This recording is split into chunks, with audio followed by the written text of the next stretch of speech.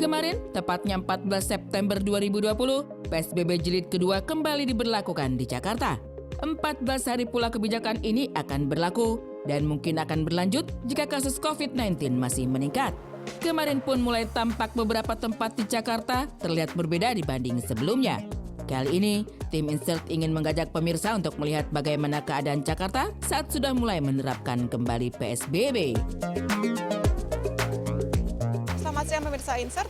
PSBB jilid kedua telah kembali diberlakukan dikarenakan angka COVID-19 yang semakin tinggi. Salah satunya seperti kalian lihat di belakang saya sedang berada di Monumen Nasional yang merupakan salah satu tempat wisata yang ditutup oleh pemerintah. Berdasarkan kebijakan pemerintah, terdapat 27 tempat wisata di DKI Jakarta yang ditutup sementara hingga waktu yang tidak ditentukan. Berdasarkan kebijakan tersebut, kenapa tempat wisata ditutup? Dikarenakan tempat wisata merupakan salah satu yang rawannya pertumbuhan virus COVID-19. Sehingga per hari ini tanggal 14 September 2020, PSBB dilaksanakan. Namanya Juli. Mas Juli, oke Iya. Mas Juli, ini kan hari pertama PSBB jilid kedua di DKI Jakarta ya. Iya. Mas, gimana dengan tanggapannya? Kira-kira nanti gimana situasi hari pertama? Kondusif kah atau mungkin gimana? Kalau untuk lalu lintas sih agak sedikit lengang ya. Cuma kalau untuk dari ojol sendiri sih masih normal aja mas, karena penumpang masih ada gitu aja. Kalau untuk saya pribadi sih nggak masalah ya selama mengikuti protokol kesehatan. Yang penting ya dari ojol sendiri untuk layanan Grab-nya nggak dihilangin gitu aja sih.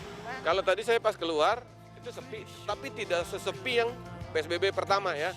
Tapi masih tetap ada beberapa orang yang mungkin melakukan aktivitas di luar rumah. Sama halnya dengan tempat wisata di DKI Jakarta, lalu lintas DKI Jakarta pun terlihat cukup lancar dan kondusif. Seperti saat ini saya sedang berada di kawasan Tanah Abang yang biasanya, dan kalian tahu pasti ya, kawasan Tanah Abang ini merupakan kawasan yang sangat padat dan penuh dengan kemacetan. Tapi saat ini, di hari pertama PSBB ini, terlihat sangat lancar dan sangat kondusif. Benar-benar perbedaannya signifikan sekali ya pemirsa. Nah, setelah ini saya akan mengajak pemirsa untuk ke tempat yang lainnya nih, tidak hanya wisata dan lalu lintas. So, stay tune terus seperti apa kelanjutannya.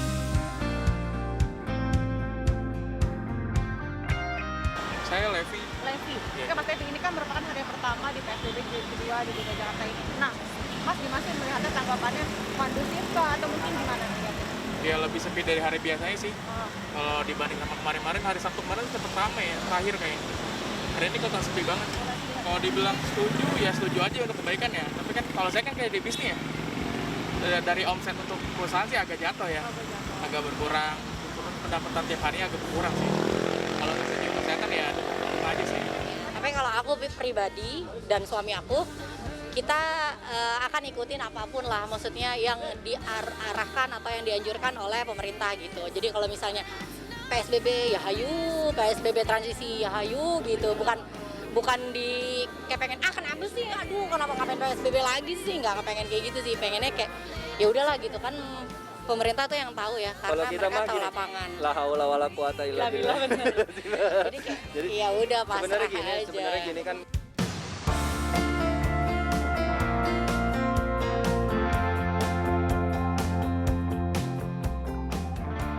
Halo pemirsa Insert, tadi saya sudah mengajak pemirsa ke tempat wisata dan juga melihat lalu lintas DKI Jakarta. Nah, sekarang saya mau mengajak pemirsa untuk melihat pusat perbelanjaan di DKI Jakarta ini seperti apa sih kondisinya. Yuk ikutin terus ya. Nah, sebelum kita masuk, jangan lupa pakai hand sanitizer dulu.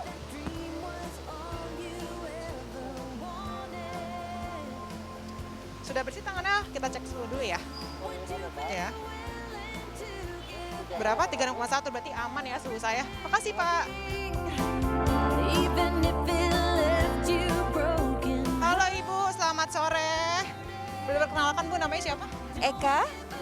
Bu Eka, ini kan Ibu selaku marketing komunikasi di Mall Transmart ini ya. Boleh dong kasih unjuk ke pemirsa Insert, kira-kira gimana sih prosedur di Mall Transmart ini di hari pertama PSBB jilid kedua ini nih? Karena kan mungkin masih banyak orang-orang yang nggak mengetahui nih ya.